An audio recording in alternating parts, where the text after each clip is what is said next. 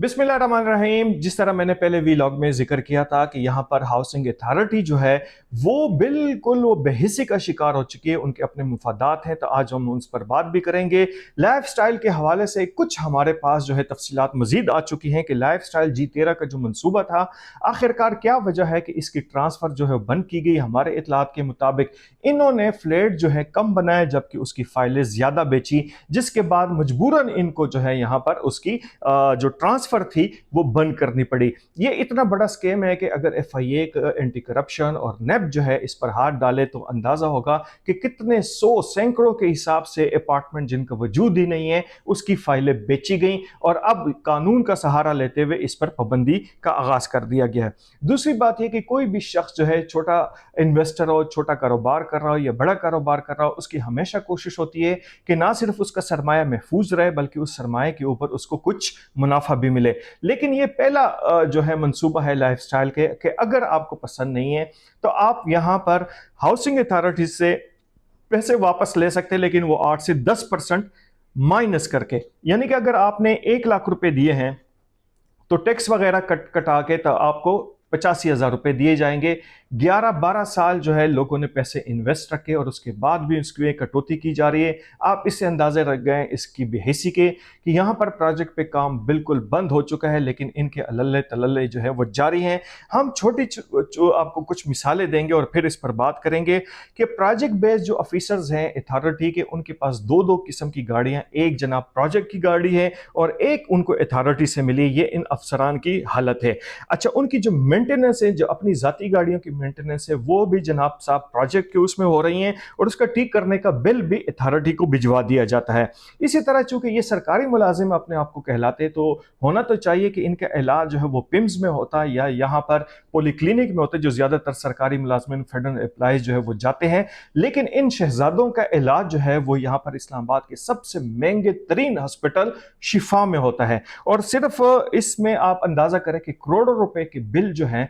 वो यहाँ पर शिफा हॉस्पिटल को दिए जाते हैं। चूंकि इनका इलाज जो है वो पिम्स में मुमकिन नहीं, पॉलीक्लिनिक में मुमकिन नहीं, इनके यहाँ पर पैनल में इतना बड़ा हॉस्पिटल है तो उनको क्या जरूरत है कि यहाँ पर वो लोगों के इन्वेस्टमेंट का ख्याल रखें। दूसरी बात यह कि जिस तरह सरकारी स्कूलों में यहाँ पर जो टीचर्स हैं वो उनके बच्चे जो है अक्सर जो है वो निजी प्राइवेट स्कूलों में पढ़ते हैं और उसकी वजह यह होती है कि उनको सरकारी सिस्टम पे यकीन नहीं होता, बारी भरकम तनख्वाहें लेते हैं लेकिन बच्चे उनके प्राइवेट स्कूलों में पढ़ते हैं। यही हालत हाउसिंग अथॉरिटी की है कि यहाँ पर जो अफसरान हैं, जो एम्प्लॉयज़ हैं, उनकी सारी इन्वेस्टमेंट दूसरे निजी शोबे में होती है, अपने में नहीं करते। क्योंकि आप अंदाज़ा करें कि 21 सालों में 9 मंसूबे इन्होंने शुरू किए, 21 साल में, और एक भी मंसूबा पाए तकमील तक नहीं पहुंचा, बल्कि 21 सालों से इन प्रोजेक्ट पर लोग तनख्वाहें ले रहे हैं, गाड़ियां इस्तेमाल कर रहे हैं, पेट्रोल इस्तेमाल कर रहे हैं, लेकिन पूछने वाला कोई नहीं है। आप इससे अंदाज़ा करें कि यहाँ पर एक मौसूफ 21 ग्रेड के ऑफिसर्स हैं हाउसिंग अथॉरिटी के, जिनके मातहत 2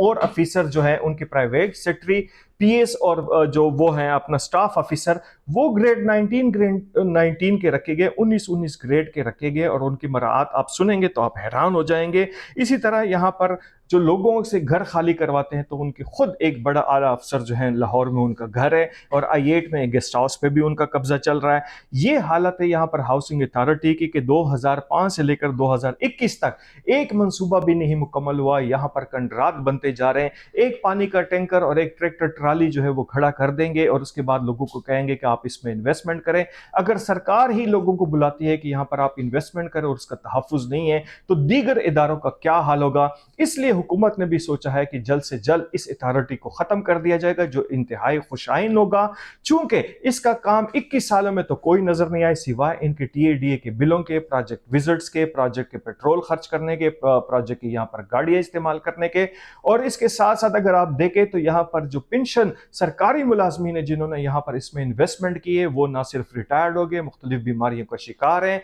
चत उनके पास नहीं है। लेकिन जो है यहाँ पर बेहिसी की इंतहा है मिनिस्टर की, यहाँ पर DGs की, और अब फील्ड मार्शल से ही हम वो अपील कर सकते हैं कि खुदारा इनकी कोई जो किबला है इनको दुरुस्त करें, इनके जनाब सब मामलात को देखें। यहाँ पर जो करप्शन हो रही है, जो बेज़ाब्तगियाँ हो रही हैं, यहाँ पर जो हजारों के करीब सरकारी मुलाजमीन के जो पैसे फंसे हुए, इसके लिए कोई इकदाम करें। इजाजत दीजिए, अल्लाह हाफिज।